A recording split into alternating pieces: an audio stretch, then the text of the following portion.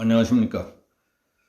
선거를 코앞에 두고 차명진을 제명시킨 미래통합당이라는 제목으로 말씀드리겠습니다.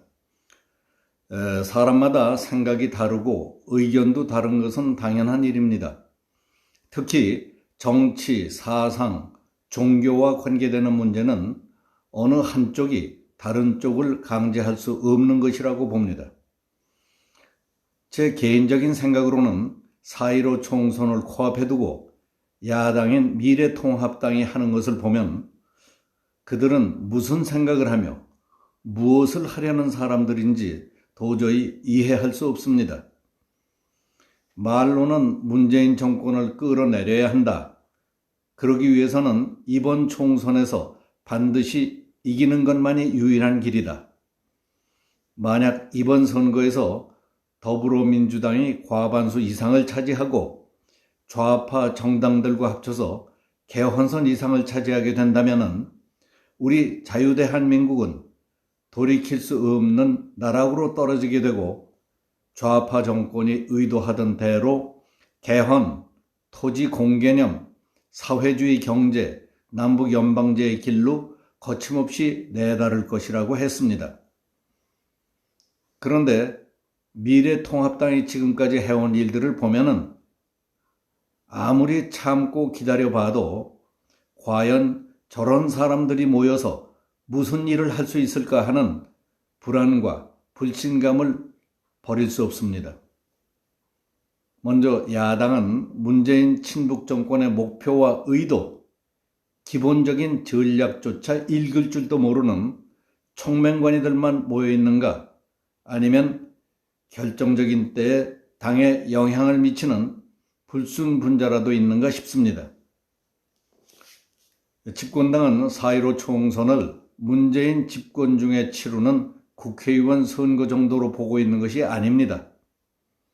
결코 물러설 수 없는 무슨 수단과 방법을 동원해서라도 이루어내지 않으면 안 될 어떤 과업을 완수하는 D-Day로 잡고 있는 것은 아닐까 하는 의구심이 듭니다. 그런 의구심조차 가져본 일이 없는가 하고 미래통합당에 묻고 싶습니다. 그렇지 않고서야 좋은 기회들을 번번이 놓치고 마지막까지 이렇게 죽을 수가 있을까 싶습니다. 광화문 시청 앞 남대문 서울역을 꽉 메우다시피 한 태극기 우파 세력과 연대하지도 않았고 지난 3월 초 박근혜 전 대통령이 옥중 서신을 통해 보수 세력이 하나가 돼야 한다는 간절한 호소도 제대로 이루지 못했습니다. 우파의 단합은 어느 한쪽만의 양보와 희생만으로 이루어질 수 없는 일이고 한국인의 특질로 볼 때 쉽게 되기 어려운 일이라는 것은 짐작했습니다. 그러나 미래통합당이든 태극기 세력과 여러 우파들이든 각자의 정치적 이해관계와 자기들의 속셈, 지분을 따지다가 국가와 국민, 미래를 크게 훼손시키고 이 꼴이 되고 말았습니다. 4.15 총선을 위한 미래통합당의 공천과 그 자매정당인 미래한국당의 공천 과정에서 드러난 엉성한 주먹구구와 문제점은 뼈아픈 패착이었습니다. 그리고 선거 날짜를 코앞에 둔 시점에서 2명의 입 후보자를 제명시킨 일, 그것은 제대로 싸워보지도 않고 스스로 의석수 2개를 포기해버린 것 같아서 충격적이었습니다. 죽느냐 사느냐의 싸움을 해야 하는 판에 자해 행위를 하다니요. 30대 중반과 40대는 거대한 무지와 착각에 사로잡혀 있다. 나이가 들면 다 장애인이 된다고 해서 말썽을 빚은 서울 관악갑의 김대호 후보의 얘기는 냉정하게 보면은 공감하는 사람들이 많을 수도 있겠지만은 선거판에서 역풍에 휘말리게 된다면 당 전체에 심각한 영향을 줄 수 있기 때문에 부득이 제명했다고 칩시다. 그러나 후보자 토론 과정에서 상대당 후보가 세월호를 신성시하지 않는 사람은 짐승과 같다는 식으로 공격하자 이미 보도된 기사를 근거로 세월호 유족남자 2명과 자원봉사 여인 사이에 있었던 광화문 세월호 텐트 내에 문란 행위를 들어 반론을 제기했던 데 대해 자진탈당징계위원회에 이번에는 다시 제명까지 시킨 것은 잘못된 것이라고 생각합니다.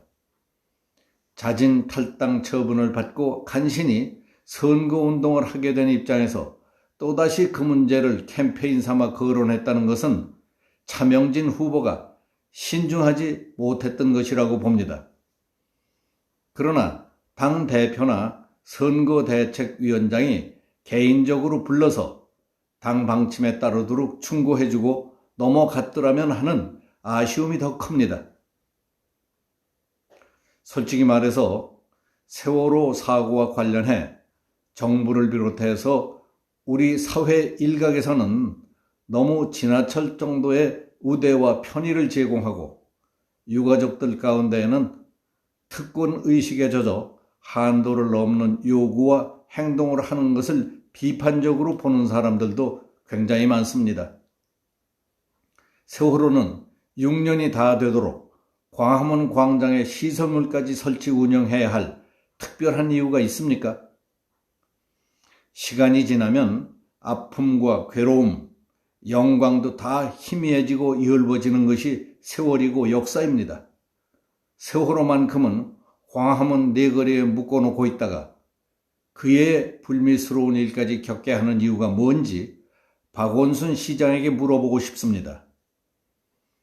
요즘에는 부모가 돌아가셔도 3년상을 치르는 사람이 없는 세상입니다. 이제 세월호를 그만 좀 놓아주세요. 어린 영혼들도 놓아주고 편안히 제 자리를 잡게 해주는 것이 살아있는 사람들이 해야 할 일입니다.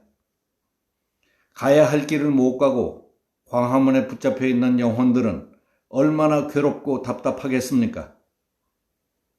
그런 마음들로 많은 사람들이 차명진 후보에게 격려금과 후원금, 응원 메시지를 보낸 것 아닐까 생각이 듭니다.